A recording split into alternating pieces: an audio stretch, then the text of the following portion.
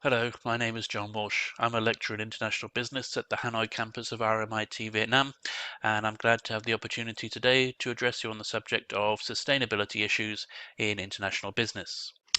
Now, as you may know, business, especially big business and particularly international business, has got something of a well-deserved reputation for being a bit of a nasty affair on many occasions. We have seen throughout history a number of atrocities and disasters that have taken place, costing a great deal of human life and misery. Here on the left is the Shirtwaist Triangle factory fire from New York in the early 20th century, in which hundreds of young women lost their lives during the fire. In the middle here is the Exxon Valdez oil spill. Oil spills cause incalculable environmental damage, in this case across many parts of North America, damage which it will take a great deal of time to shift if it ever can be. Here in the bottom right, a reminder of the ongoing disastrous effects of the Bhopal tragedy from the 1980s, when the Union Carbide Company was implicated in the release of poisonous gas into the atmosphere, which led to the death of thousands of people and appalling genetic mutations for people who have followed since then, in cases which have never been properly settled. Even when tragedies such as these have not taken place, international business has still been responsible for a number of bad practices which we would like to see eliminated. For example, from the 1970s, it became evident that the Lockheed Corporation from America was complicit in a number of bribery activities in Japan, such that the Japanese government was buying products and services in a non-transparent way and for reasons which were not properly explained at the time.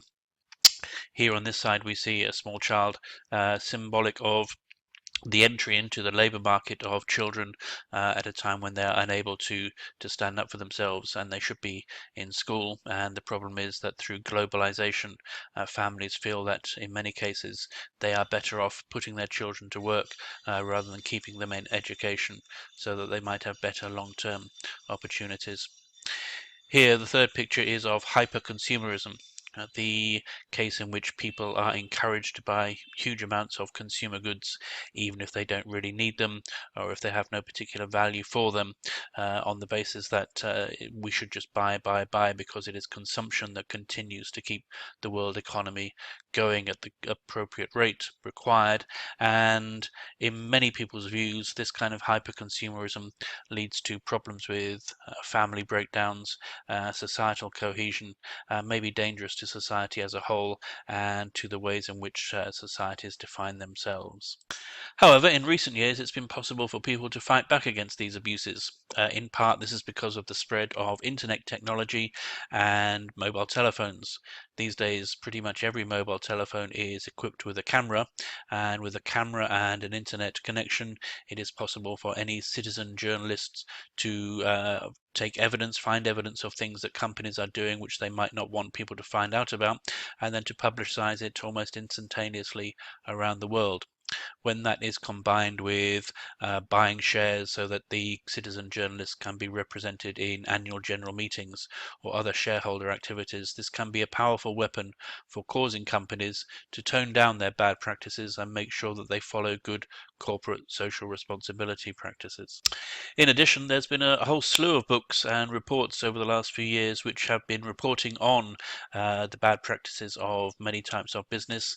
We can see them, for example, talking about call center practices, precarious activities, in this case in Britain, and here in this one, the laundromat, an expose of offshore banking practices in which rich individuals and corporations are able to hide their money and thereby keep it safe from states. The states are therefore starved of taxation revenues, and the ordinary people do not receive the goods and services from the state which they require and which their diligence causes them to deserve, while the others, people who keep their money, including very prominent people, keep their money in these tax havens as ill-gotten gains. So there is hope that international business can be caused to behave in the way that we would like it to behave. And indeed, the theory of international business does say that when it does take place, it will transfer some good things from the international economy to the local economy. So when we think about inwards foreign direct investment, we call that FDI, there are three ways in which this principally brings about positive or potentially positive impacts upon the host economy. The first of these is through direct employment. We might see that jobs in factories in special economic zones and so forth don't seem to be very appealing, but those jobs are nearly always snapped up very quickly, and so exploitative as they may seem, it's clear that there are large numbers of people who see the opportunity to work in a factory as superior to the kinds of opportunities in the rural environment in which they may have been brought up, and so they move into industry as soon as possible. Second is in technology transfer. Foreign companies who come to a host country necessarily must be better at doing some kind of business than their local competitors, otherwise they wouldn't be successful enough to set up here in the first place. In due course, it can be hoped that the foreign company will move some of its technology, whether that's in the case of machinery or processes or in management technology, to the local partners who themselves can then start to use it as a competitive advantage in the local economy. And the third thing is in the case of spin-offs.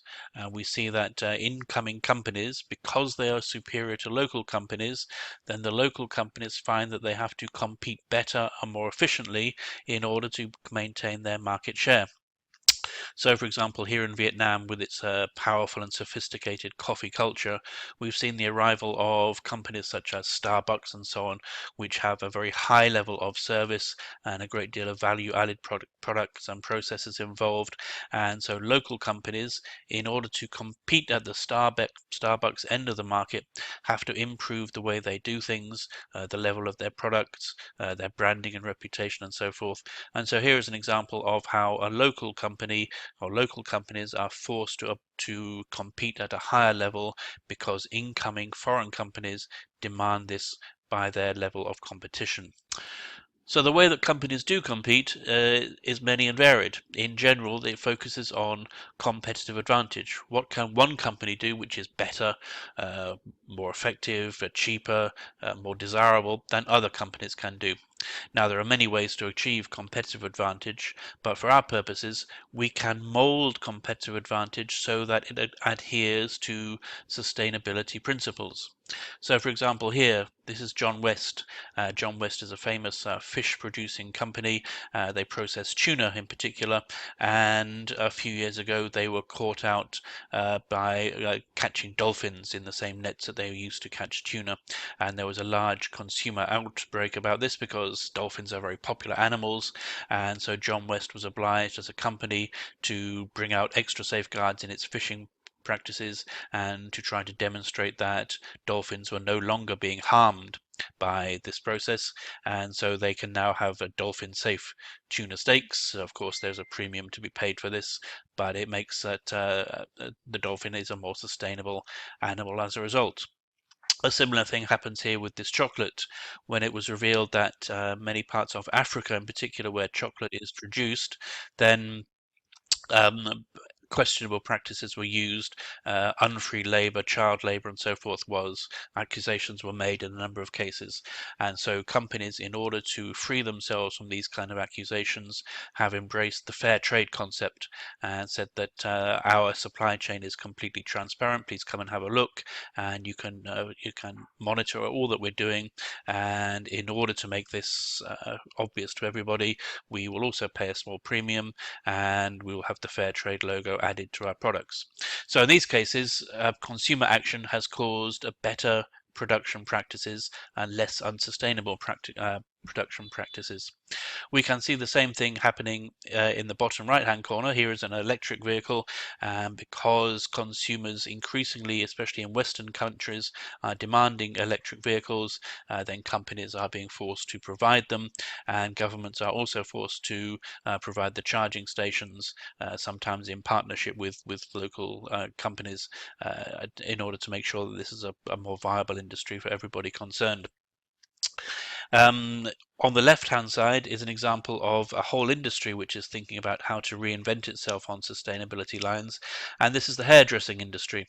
Okay, now you may be familiar with the hairdressing industry, and if you are blessed with long hair, you might be expecting to spend quite a long time inside a hairdressing industry, a hairdressing salon where people will come and do all sorts of pleasing services to you to make you happy and to encourage the growth of your hair in the desired way, and so on and so forth. And this is very intensive use of scarce resources, for example, water, electricity, and towels, and all those kinds of things, which could be reduced. And so the hairdressing industry has itself, as a group of people, said, okay, what can we do to reduce the intensive use of resources so as that hairdressing can be promoted as a green kind of industry? Finally, in the middle here, we see from Thailand processed insects, based on the idea that insect as a protein is very plentiful and cheap in nature, and certainly much more environmentally friendly than producing cows or large animals such as this. And so therefore, for the sustainability of the snack food industry as a whole, there should be at least some switching to insects rather than large ungulates like cows and so forth. So here are three more industries which are particularly relevant to Vietnam, in which, in general, efforts are being made to reduce intensive resource usage and make the whole process more sustainable. The first one is shipping, and as we know, Vietnam is an intensely open economy and reliant upon import and export activities, and so shipping is an essential part of importing and exporting. However, shipping is known for its extensive use of oil and hydrocarbons, which, when they have been very cheap, have been used quite wastefully. And so that there is scope for the more sustainable use of fuels, switching from hydrocarbon to some wind or solar power as a combination on container ships, and in general, better usage of better practices throughout the whole industry. Note that there is still an urgent need for a more thorough regulation and better labour practices, because we have stories of many people trapped on these large boats for weeks, even months at a time, where they are not properly looked after. A second example is in offshore wind generation, and as we know, Vietnam has an extensive coastal area, and so a great deal of sea in which offshore wind can be generated, and this can supplement and hopefully replace, in some cases, the coal production and coal burning which takes place near to where I live in Hanoi and in the north of Vietnam, which is having such a destructive influence on the air pollution of the northern part of the country. Thirdly, there is the issue of organic food. Now, in Vietnam, as in other neighboring countries, there is an increasing desire for clean, hygienic, healthy food, but this demand is not necessarily being met by local producers, partly because obtaining the necessary accreditation for organic farming is expensive and time-consuming. Farmers don't necessarily know how to do organic farming successfully, and they are wedded quite strongly to chemical inputs in terms of pesticides and insecticides and so forth. So there is a need for organization of supply chains and value chains across Vietnam so that local products can be brought into domestic retail and international retail value chains. Now, in this case, it's suitable to look at international retailers who have the experience and the knowledge to do this on the basis that they have done it elsewhere in neighboring countries. Now, opening the retail sector to foreign competition is a sensitive issue, but it can be managed with appropriate regulation and forethought.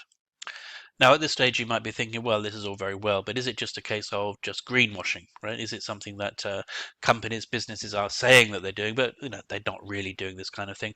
Well, in many cases, yes, right? A lot of businesses aren't changing. They are producing things in the same way that they always have done, and they're not making any change because they don't need to make any change. Really, we need to prod business continually to ensure that they follow the basic or the best standards that we would like them to follow.